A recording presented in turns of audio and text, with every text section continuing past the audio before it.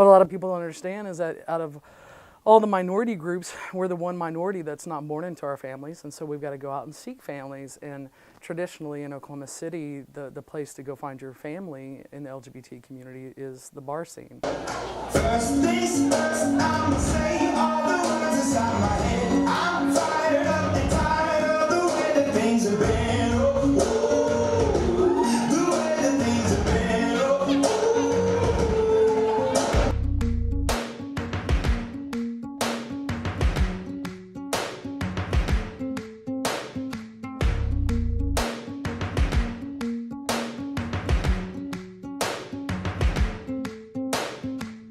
I definitely feel at home at the bar. I definitely love this bar particularly. It's family. It's home. It is my safe place to go. I've always felt safe here. If you run out of gas in this parking lot, I guarantee you there's 5 people in there right now that'd be out here like, hey, here's $20 to get some gas in your car, or I have a gas tank in the back of my car. It is, like, once you come here, you're family. We call it queer cheers. You walk in one time and everybody will know your name from then on. Like, they'll know what you drink.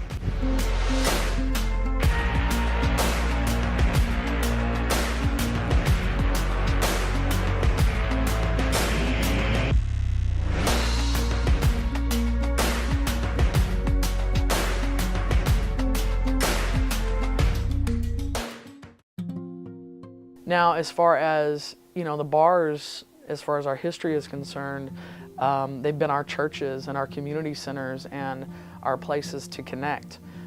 The millennials, they can go anywhere they want to. They can go in Bricktown, they can go in the strip, they can go wherever they want. Before, it's like you go to Partners, or you go to Alibis, or you go to KA's, which was over there, and that's where you find a girlfriend. That's the only place you could go. You couldn't be gay and go to a straight club. And so now, the millennials, they can go wherever they want and meet any kind of girl because, well, they're kind of privileged, I think. I feel like they're privileged. I feel like we paved the way. I feel like we took some shit, but other people paved the way for us, man. Well, yeah. We were the first people that had it easy to be gay. Oh, or at least kind of easy. I mean, I got harassed, but I never got beat up. But I've been scared I was going to get beat up also. For sure. It just didn't happen. So I don't know. I think it's probably But you have people like intimidating Sonia I look. Martinez and Tony Sinclair, all these legends that paved the way for us. Like, they used to be they told me about what used to be the porthole, or it is the porthole now. It used to be a bar, and when the lights came on, you had to like switch and dance with a boy when the light came on, because that means the cops were gonna come in. And it's like the Stonewall, but here. I have climbed out the bathroom window more than once, because that's what we'd do, because there was always someone at the door. They had a doorkeeper, and so before they let people in, they could always delay. If it was the police, they could delay long enough, and they always had a flashing light. Every bar had a flashing light that was turned on. Usually it was a red flashing light, sometimes a blue, but it would flash, flash, flash, flash, flash, which means cops are at the door. And it meant, we used to say in Amarillo, boy, girl, boy, girl, boy, girl, because you would, if there was a cluster of men over here and a cluster of women, we'd mix up and choose a male partner, or vice versa. And in a women's bar, you couldn't very well do that, because rarely would there be any men there. Sometimes there would be. So there was a bathroom window that was there was even a little stool that you could climb on and get out the window. And you had to have at least, I think it was 3 items of clothing that matched your gender. Like men sometimes wore women's underwear, and a lot of butches I knew wore wore men's briefs. So they would check to see which items of clothing you wore, because you weren't allowed to impersonate the other gender. Oh, that's frightening. Wow, I didn't know that part. Yeah. No lie. Shit, dude.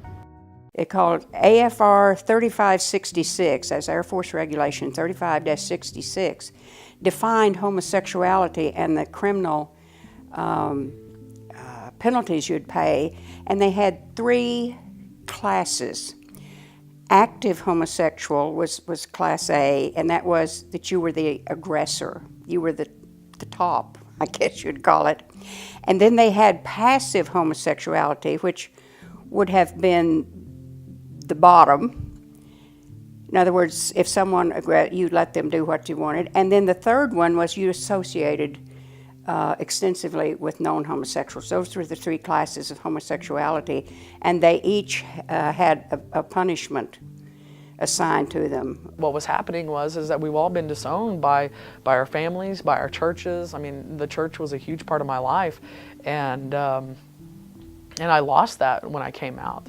And I finally came out, like, I'm my mom's only daughter. You know, she was disappointed. She sent me an email, like, kind of disowned me via email. I did come out to my family in the past couple of years. I basically told them I'm gonna date who I like, and I'm gonna end up with whoever I like, and it doesn't matter what gender they are.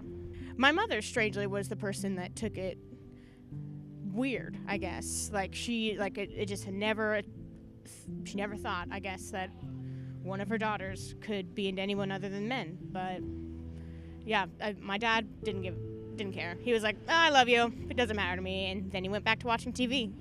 But you just didn't talk about it. It was that old thing, like, if you don't talk about it, it doesn't exist. And then if you ever say anything, then everything is ruined. That's the way it was with my parents. I never came out to my parents, ever. And we had this meeting out on the farm, and I told my mother that I was gay, and she said, I know. And my father said, what do you mean you know? And she looked at him and said, Dusty, it's called denial. And because apparently they've talked about this several times throughout the years. And anyways, my dad then turned on me and said, I don't ever want to see you. You disgust me, and walked out and didn't speak to me for 6 years.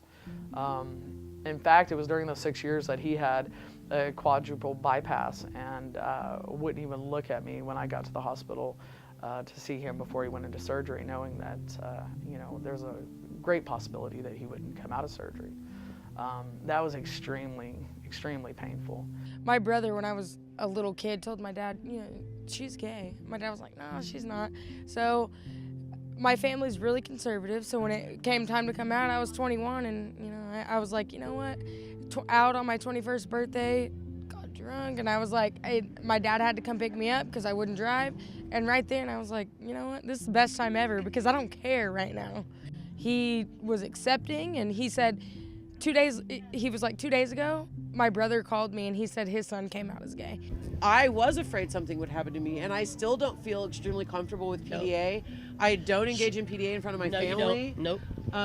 There are still boundaries that I feel like because of where I live, Definitely. I have to adhere to those, because I feel like there would be social and economical consequences for me personally if I were automatically perceived as gay. Good answer. I would be passed over for jobs, maybe lose my job. I feel like those things are very real things in my life. I was fearful of losing my job, and I had to live, well, we all did. We lived 2 lives. You had to really be careful. This last youth group, I did a survey on them and found out these kids that were accessing my group were attempting suicide at a rate of 5 times each. 50% of them reported attempting suicide an average of 5 times. 75% had indicated that they were self-harming. Over 50% self-reported that they were using substances, which was really high for a young population to self-report.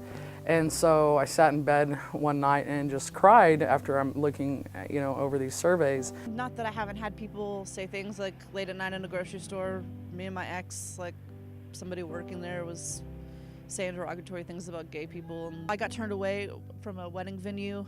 A lot of that has changed in the last couple of years. But that's what's sad about it is, what's sad about it is, like, if every hetero couple said, hey, doggy style on their forehead, it really does boil down to, it's not your fucking business. Like, what you do in your bedroom, just because, I'm not gonna go to my job and make out with you if you're my girlfriend. That's not how this works. Right. So it doesn't matter. It doesn't. Because I don't ask these heteros hey, oh, you look like an anal kind of guy. It's not their business. So Right. Why do we have to fucking even disclose that?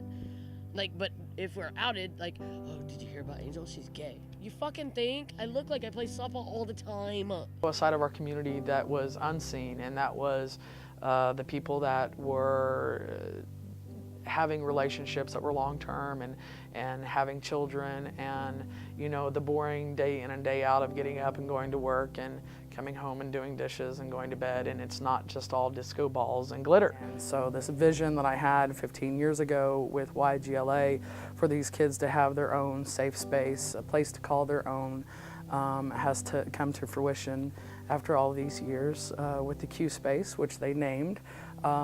They wanted to call it the queer space, and I'm hip enough to be okay with that, except I have peers 50 years and older in age that would kind of send them into a tizzy or trigger them, so to speak. Queer wasn't always obviously an acceptable term, and so we compromised and called it the Q space. So here we are, our very own space in Oklahoma City that the kids can come in and be who they are and connect with healthy adults and just be queer and happy and unique and lovely. And look at us now, beautiful family. See how love binds our broken wings,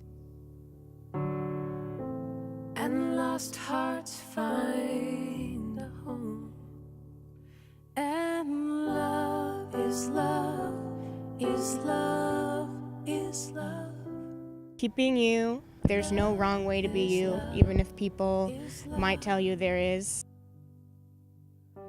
Love is love, is love, is love. Love is love, is love.